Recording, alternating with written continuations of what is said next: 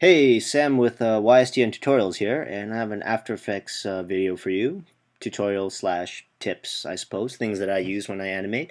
And I'll give your animations a little bit more spice to them, I suppose, a little bit more realism, lifelikeness, whatever the heck you want. So let's get started. Have your composition ready, whatever you want, whatever objects you want, doesn't matter. I have a couple X's here, or 4 X's rather, and we shall animate them. So first, let's select our first one at the top, press P for position, and we'll add a keyframe. And let's see, 2 seconds, probably long enough. That's how long you want your animation to last. And then we just drag it. You can use the values, you can mess around with the mouse if you want. Depends on what you're looking for, precision or not. So there you go. And then let's see what happens. Pretty boring, right? I mean, it's mechanical, it's kind of robotic. It'll work for some things when you're trying to get that robotic feel, I guess. But for most other times, it doesn't really work.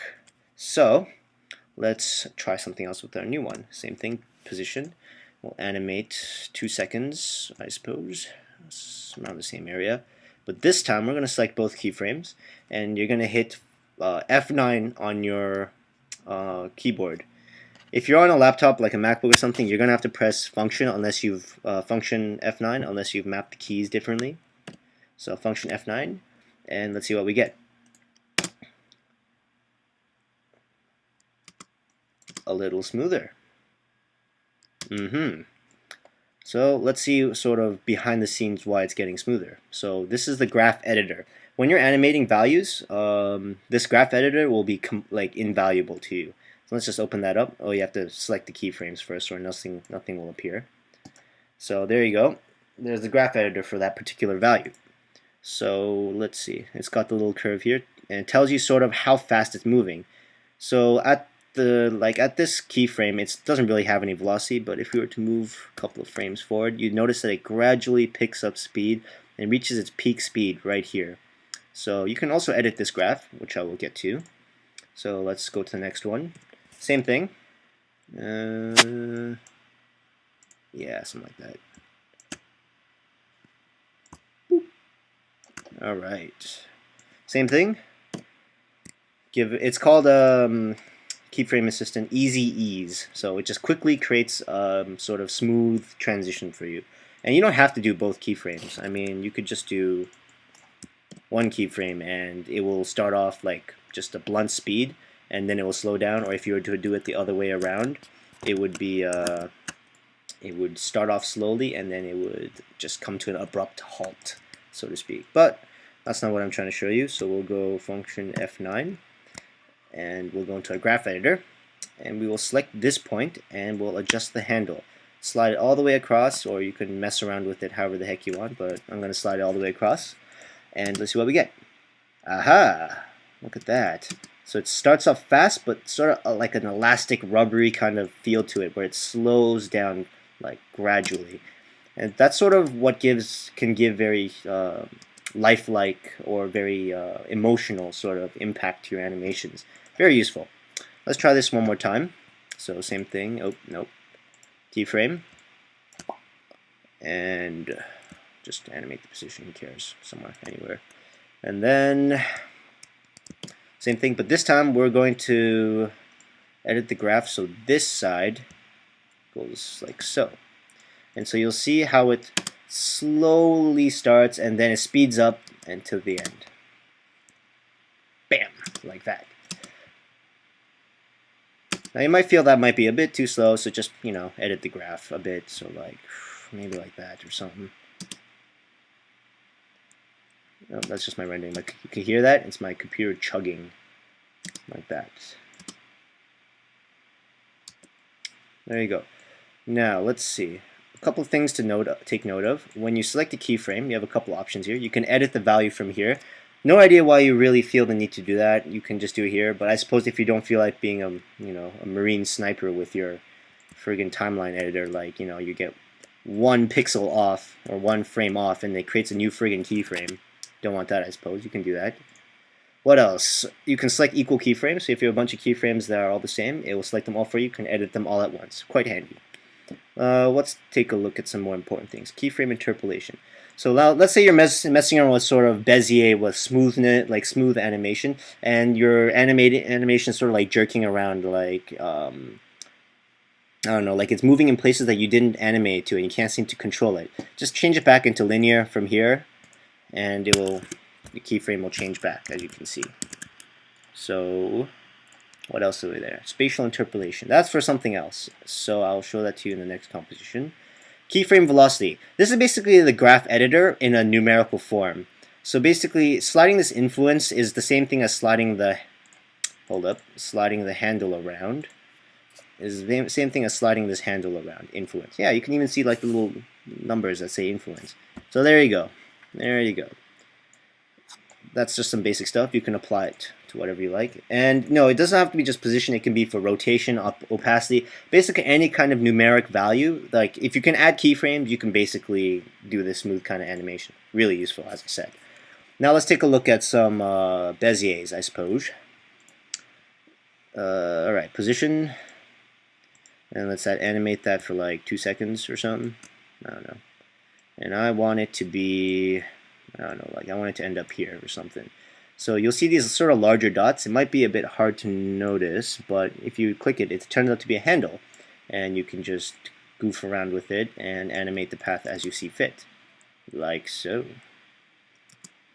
And I suppose if you do the keyframe interpolation, okay, like that, you can mess around with, or maybe not, like so. You can mess around with sort of the animation of it. Oh, it's like a slip and slide. Woo! Of course, you can bug around with these, add keyframes in between to sort of get more specified motions, things like that. Next, we have, actually, wait, sorry, I missed something. Back to what I was saying about the keyframe interpolation. You can change it back to linear if you don't like this, like the sort of Bezier thing anymore. So that's just all it is for.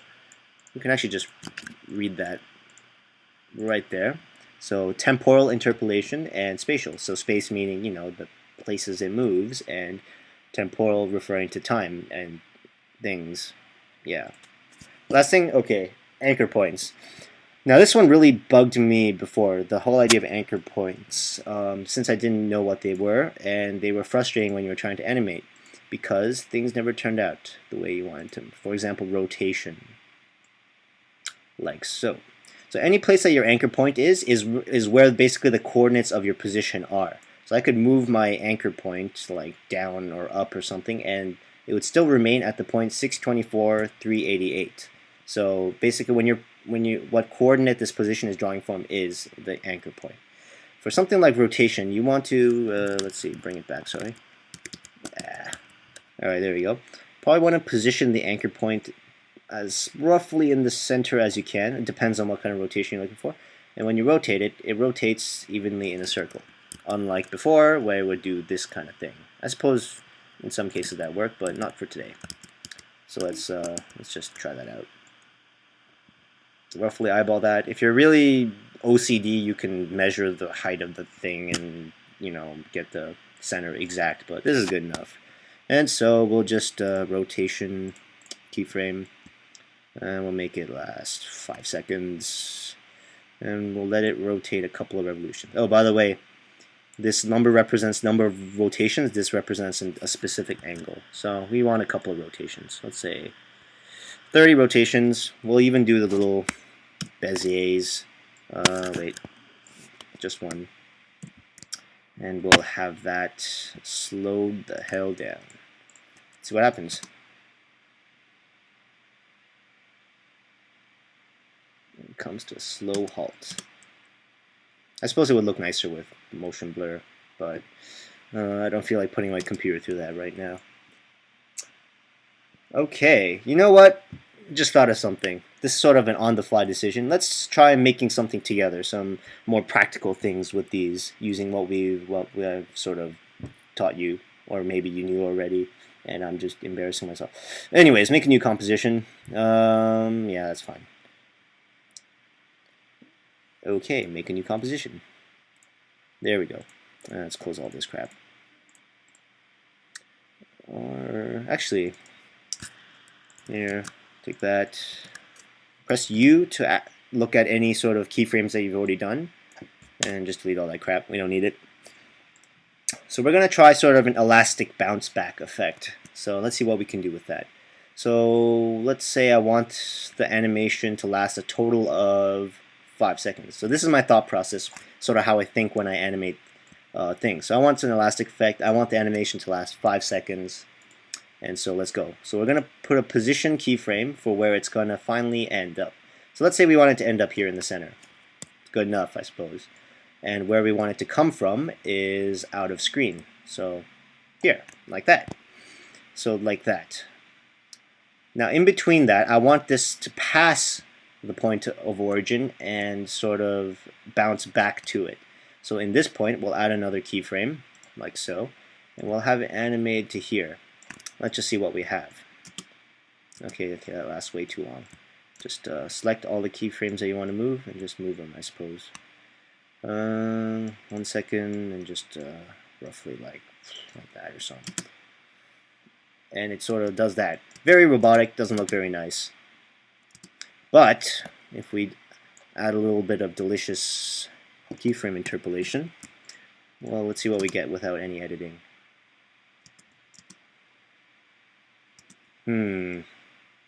Let's try this then. Let's see what happens. And the same thing here. I have no idea what's going to happen. I've never had to do this. Maybe it's a bit too slow, but you sort of get the idea, how it sort of elasts back. Let's get back into that graph and edit it a bit. So let's see, part of the problem here is it's approaching too quickly, and this one is too slow. So we want it to sort of slow down a bit, maybe reduce the influence. I don't know what happens once again. Yeah, it's probably just because this is too short or something. Something like that. So basically working with keyframes, keyframe interpolation, you can get sort of a more organic, elastic effect. Now let's try something with that spatial, Bezier sort of hoo-ha thingamajig. So we'll just delete all these keyframes. And we're going to add a shape. Any old shape. I don't like the color of that shape. Oh wait, I made a mask. Sorry. So there we go. There's a shape. It's a square. We're going to have this X bounce off of the square. So a couple things we have to edit. First of all is anchor point. I want it roughly centerized so that it spins in a perfect sort of circle. I guess that's fine. Alright. And then next thing we have to do is press Shift R to get rotation. And I want it to rotate maybe 3 times or so. Whoops. I forgot to add the keyframes. Keyframe, I want the animation to last 2 seconds. 5 rotations. Let's see if that's too quick. Might be a bit too quick, so we'll have 3 rotations. That looks just fine, I hope. And so we start animating position. Shift P, and we get position. So keyframe. Okay. So let's see. Oops, sorry. So the first point will be here. I have no idea why it's doing that. Oh, there we go. Okay. Sorry. And then I want my second point, let's say 1 second along, to be here-ish. Oh, that's not good. Let's make it something more interesting like that. Oh, that's not good. Okay. We'll make it something random like that. And so we'll sort of hit along like that. And I want my final position to be end up in, let's say there or something. And then we apply spatial Beziers and sort of, no, that's not it. Sorry. Come on, cooperate with me here. Okay, there we go. I want it to sort of curve like that. And I want this to sort of bounce up and move it down. And we'll adjust the Bezier to be steeper. I don't know what will come of this. Let's just take a look. Bam. Funny enough, I didn't really need to do any sort of graph adjustment. It looks okay, I guess. Maybe just some fine tuning here and there. But that'd sort of be how you would sort of utilize Beziers to create different effects, like a bouncing letter, something like that. I think that's all I have for you today. Have fun animating. Good luck, man. You're gonna need it.